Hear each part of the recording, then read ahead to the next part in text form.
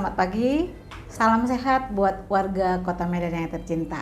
Pagi ini kami dari tim pengelola informasi dan dokumentasi Rumah Sakit Pringadi nggak bosan-bosannya nih menyapa Anda dan memberikan informasi kami pelayanan-pelayanan yang ada di Rumah Sakit Pringadi. Ya, pagi ini bersama dokter kita yang ganteng, Dr. Asroni ya. Beliau menyelesaikan Fakultas Kedokteran USU di 2009 dan menyelesaikan dokter spesialis urologi di 2019 dari Airlangga ya. Beliau satu-satunya nih dokter kita, dokter bedah urologi ya, yang siap melayani dan polikliniknya buka loh sampai mulai dari hari Senin sampai dengan hari Sabtu. Ya, jadi pagi ini BPH ya, kita mau bawa BPH nih ya. Benign prostat hipertrofi termasuk 10 penyakit terbesar yang ada di Rumah Sakit Pringadi kami. Ya, untuk mempersingkat waktunya nih ya. Soalnya Dokter Asroni ini dokter tersibuk nih, ya. Ada beberapa rumah sakit yang luar juga, rumah-rumah sakit keren juga loh, ya. Tapi dokter ini berdiri dan dibesarkan dari Pringadi loh. Beliau juga dari 2011 sudah mengabdi di sini, ya. Sampai sekarang belum bosan ya, Dok? Iya. Oke deh, Dok. Untuk mempersingkat waktu ya, boleh Dok cerita-cerita nih Dok, apa sih prostat hipertrofi itu biar warga-warga kita yang di Medan paham nih dokter. Boleh dong sedikit ataupun banyak deh, nggak apa-apa. Oke, dipersilakan Dr. Asroni. Baik, terima kasih ya kepada pihak Pringadi yang udah melakukan podcast ini. Jadi saya mau menjelaskan tentang BPH ya, atau yang dikenal masyarakat adalah prostat ya. Jadi prostat itu adalah organ yang terdapat pada semua pria, baik dari bawaan lahir sampai usia dewasa ya, sampai tua. Nah, prostat ini fungsinya sebenarnya penghasil cairan mani ya. Dan dia berada di bawah kandung kemih ya, pas di saluran penis itu. Pas di bawah kandung kemih dan melingkarin saluran penis ya, saluran uretra kalau kita bilang. Nah, ketika di atas 40 tahun, organ prostat ini mengalami pembesaran. Ketika dia membesar, dia menyebabkan penyempitan, menekan ke saluran yang uretra tadi yang dilingkupinya, menyebabkan jadi penyempitan, menimbulkan keluhan-keluhan kemih ya, atau keluhan-keluhan kencing. Seperti apa keluhannya? Yang pertama, keluhan paling ringan tuh sering kencing malam. Ya, kalau terbangun malam khusus karena ada hasrat mau kencing lebih dari sekali, itu sudah menunjukkan keluhan prostat ya. Kenapa malam? Karena malam suhunya dingin, jadi dia memang lebih sensitif terhadap dingin. Lama-lama diperberat, makin lama misalnya dia kencingnya sering, mau nahan kencing nggak bisa ya. Yang biasanya bisa tahan sejam 2 jam ini nggak bisa, harus segera dikeluarkan. Baru lama-lama kalau dibiarkan mulai dia tersendat-sendat ya. Lagi kencing tiba-tiba berhenti, habis itu kencing lagi. Makin lama dibiarkan makin berat. Kencing tuh harus mengedan ya, mengenjan, harus pakai tekanan perut supaya dia bisa lancar ya. Lama-lama dibiarkan juga nggak bisa kencing, sumbat. Nah, itulah yang pasien pakai selang kencing atau kateter. Nah, jadi memang masalah prostat ini memang alami, dia penyakit tua, degeneratif kalau kita bilang, nggak bisa dicegah ya kan, cuman bisa diobatin. Nah, pengobatan mulai dari kasusnya, kalau ringan bisa dengan obat, kalau memang berat dia nggak mempan dengan obat, bisa sampai diperlukan untuk tindakan-tindakan operasi. Ya, mungkin operasinya juga canggih ya, operasi yang tanpa belah ya. Jadi masuk kamera dari lubang uretra tadi menuju ke bagian prostatnya, di situ nanti kita kerok atau kikis dengan energi panas ya, energi kauter atau laser, baru cacahan-cacahan prostat tadi kita keluarkan dan kita periksakan. Nah, prostat juga ada 2 jenis Kak, ada yang jinak atau yang ganas gitu. Nah, itu taunya dari hasil pemeriksaan daging yang udah kita operasi tadi. Nah, kalau jinak berarti tidak perlu terapi kemoterapi atau hormonal terapi, tapi kalau ganas atau mengarah ke kanker itu perlu penanganan selanjutnya seperti ada hormonal terapi dan kemoterapi gitu.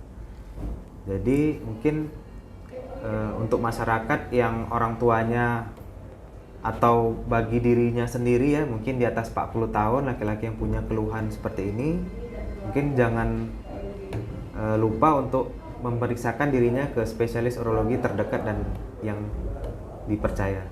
Mungkin itu saja. Nanya nih dok, Ya. kira-kira nih semua laki-laki ya dokter ya? Ya, semua laki-laki. Semua laki-laki Iya, pasti terkena BPH? pasti. Waduh, nih yang laki-laki harus jaga-jaga kesehatan nih. Usia 40 tadi ya dokter? Cuman beda-beda, mungkin ada yang cepat kenanya, ada umur 80 baru kena keluhannya, beda-beda. Oh gitu Iya. ya dok ya. Oh. Keluhan gejalanya muncul beda-beda. Ya, intinya semua pria ya dokter? Sama kayak uban, semua manusia pasti beruban. Oh, hanya waktu ya dokter ya? Hanya ada yang SMA udah beruban ya kan, Oh, ada yang umur gitu ya, Dok, 40 ya. masih satu-satu. Iya, gitu. gitu ya. Cuman memang keluhan kayak prostat nih mirip-mirip sama penyakit lain seperti penyakit batu uretra, batu kandung kemih ya kan, atau infeksi saluran kemih. Jadi jangan mentang-mentang sering kencing atau apa langsung mikirnya prostat. Apa pula misalnya yang cewek misalnya kan ibu-ibu, saya kayaknya kena prostat dok gitu kan. Enggak, jadi gejala sering kencing, sendat-sendat itu banyak, bukan hanya punya prostat gitu. Bisa infeksi saluran kencing, bisa batu, ya bisa ada masalah saraf di kandung kemih, lemah sarafnya, bisa masalah orang yang juga produksi kencingnya juga. Jadi jangan menerka-nerka sendiri, jangan cari Google sendiri sehingga buat takut, jangan ngobat ke orang pintar ya kan, atau berobat ke apotek ya kan. Nah, niatnya menghemat tapi lama-lama bahaya kan karena ngerasa enak dengan obat. Jadi pastikan dulu penyakitnya apa baru kita tahu obatnya. Jadi segeralah ke ahlinya gitu. Mungkin itu saja ya. Ya intinya nih laki-laki loh, buat wanita belum ya. Dan wanita nggak punya prostat, yang wanitanya punya rahim ya. Jadi kita buat wanita agak beruntung nih di sini ya. Buat yang laki-laki ya bolehlah dijaga-jaga. Oh ya tadi dokter ada sampaikan ya dok kalau nggak salah ada juga yang ganas ya dokter kira-kira ya dokter ya. Iya ada yang ganas. Jadi ya sama kayak sel tubuh kita, ada yang bisa berubah yang bermutasi ya. Nah itu banyak faktornya ya. Bisa dari faktor merokok, bisa dari faktor infeksi virus, bisa dari faktor kelainan hormonal. Jadi memang kalau dikaji banyak penyebabnya. Sehingga kalau kita tidak tahu ini prostatnya jinak atau ganas, kita tidak tahu terapi selanjutnya apa. Karena memang beda terapi yang jinak sama yang ganas gitu. Karena yang ganas kan perlu ada terapi hormonal dan kemoterapi, tergantung penyebarannya. Apakah sudah nyebar kemana-mana atau terbatas di prostat aja gitu. Oh gitu ya dokter. Oh jadi kira-kira nih dokter ya, untuk tindakan yang operasi tadi, ada nggak batas usia sampai kira-kira misalnya 80 tahun udah kita hanya terapi obat, sementara dia butuh dioperasi nih dokter. Kira-kira ada nggak range umur yang dokter atau pengalaman dokter di lapangan, kira-kira umur berapa yang tertinggi yang dokter pernah operasi dan berhasil gitu dokter? Ya yang 80-an, 90 ada, yang bekas pernah operasi bypass jantung saya operasi ada. Dan ya alhamdulillah aman-aman aja gitu. Memang kita nggak nengok umur, kita lihat sebelum operasi itu kan kita cek ya, mulai dari darah, urin ya kan, paru-parunya, jantungnya, riwayat penyakit sebelumnya. Ada yang udah sakit diabetes, sakit jantung. Ya selama dia tidak resiko sangat berat sekali, itu kita bisa operasi. Kan resiko operasi ada ringan, sedang, berat. Nah kalau memang itu nggak batas usia, ada yang umur 50 tahun tapi banyak kali penyakitnya sangat kategorinya resiko sangat berat sekali. Complicated ya. Jadi gimana kalau misalnya ada pasien yang butuh, yang tidak bisa obat tapi tidak bisa dioperasi karena resiko sangat berat sekali gitu kan, istilahnya baru kena obat bius saja udah beresiko jantungnya atau parunya bermasalah gitu kan, belum dioperasi. Ya itu memang harus pasang kateter seumur hidup gitu, bisa kateter menetap atau kateter yang dia pasang sendiri, setiap mau kencing dia pasang sendiri. Atau istilahnya CIC ya, clean intermittent cleaning catheterization. Jadi kapan mau kencing secara berkala 4 jam sekali dia pasang, keluar kencingnya lepas lagi. Atau dipasang nanti tiap 2 minggu atau sebulan tergantung jenis kateternya. Ada kateter yang bisa 2 minggu, ada yang bisa sebulan gitu. Itu ada sampai yang sebatas seperti itu pasien-pasien kita ya dokter ya? Ada tapi jarang lah. Oh, jarang yang ya, memang Dok, ya. resiko sangat berat ada ya seumur hidup lah istilahnya Iya. pakai kateter. Iya. Oh, terus kita mau nanya nih dokter, kira-kira ada batasan? Tadi udah banyak nih dok cerita-cerita tentang prostat hipertrofi. Kira-kira bisa dicegah nggak ini dok ya? Iya bisa. Cuman memang dicegahnya untuk biar nggak cepat terkena gejala itu muncul ya. Sama kayak kita menghindari faktor-faktor resiko. Apa aja faktor resikonya kan gitu kan? Supaya kita bisa tahu nih, dengan tahu faktor resiko kita tahu cara menghindarinya supaya kita nggak cepat terkena itu. Ya. Cuman kalau untuk cara untuk supaya nggak kena itu nggak bisa karena memang istilahnya penyakit degeneratif. Apa aja itu faktor risikonya? Yang pertama kurangnya aktivitas fisik. Jadi cara mencegahnya apa? Rajin olahraga, ya lari pagi atau jalan-jalan sampai keringat rutin. Oke. Terus yang kedua apa? Diet rendah serat. Orang yang kurang makan sayur juga ada sebagai faktor risiko. Jadi penanganannya bagaimana? Ya makan sayur. Gitu ya dok.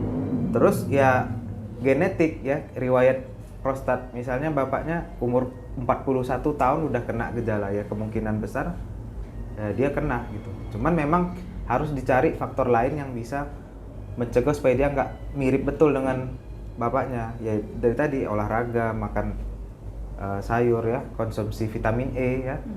Hindari konsumsi daging merah yang terlalu banyak. Daging merah tuh yang kayak sapi, kambing ya. Sebaiknya daging putih seperti ikan, ayam. Nah, jadi terus ada hubungan kegemukan, obesitas ya terhadap cepatnya terkena prostat. Ya, dan riwayat infeksi prostat ya. Infeksi saluran kencing awalnya, terus bakterinya nyangkut di prostat. Ya mungkin dari segi kebersihan ya, dari segi berhubungan seks ya jangan gonta-ganti lebih dari satu pasangan. Ya. Wow. Ada Terus, ya dokter ya?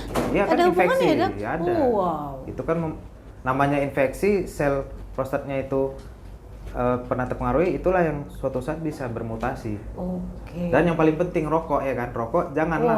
Namanya rokok semua bisa. Iya, Bisa jadi kanker ya kan. Lebih bahaya lagi daripada prostat zina, bisa jadi kanker. Ya memang rokok ini nikmat di awal tapi sengsara di akhir. Iya. Nah gitu. Jadi mungkin itu aja lah cara mengatasi. Gini satu lagi nih dokter. Jadi kira-kira nih dok ya, kalau yang diwariskan nih di genetik ini ya. Jadi untuk kita yang misalnya nih harus tahu dong ya dokter. Misalnya papanya, orang tuanya ini kena prostat di usia berapa? Itu mungkin kita bisa beri edukasi juga buat masyarakat semuanya. Kira-kira paham. Misalnya orang tuanya kena prostatnya di mana? Jadi agar dia bisa menjaga lifestyle-nya. Ya dokter, mungkin kita juga biar jangan kebablasan gitu ya, cuek aja dengan riwayat. Ternyata prostat ini riwayatnya sangat besar ya dokter ya, faktor genetiknya sangat besar untuk prostat ini ya. Jadi dari situ kita harus tanya-tanya juga dulu nih orang tua kita. Yang diwariskan bukan cuma harta loh, penyakit juga diwariskan, jangan cuma mau hartanya aja. Kira-kira gitu ya dokter Hasroni ya. Oke ya, udah panjang lebar nih cerita tentang prostat ya. Dari dokter Hasroni ya, tadi kita sudah sampaikan di depan, beliau ini satu-satunya urologi kita ya, udah ganteng, baik, ramah lagi ya. Jadi kami tunggu. Ini tadi singkat banget ya, pasti singkat.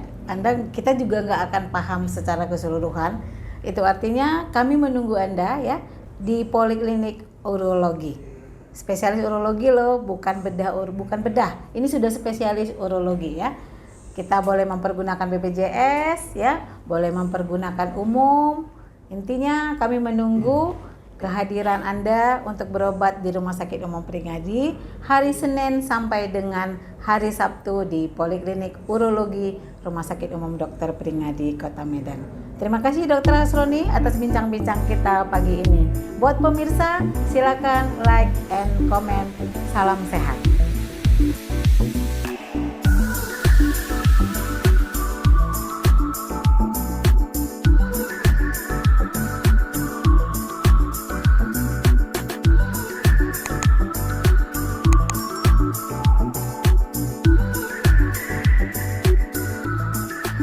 Thank you.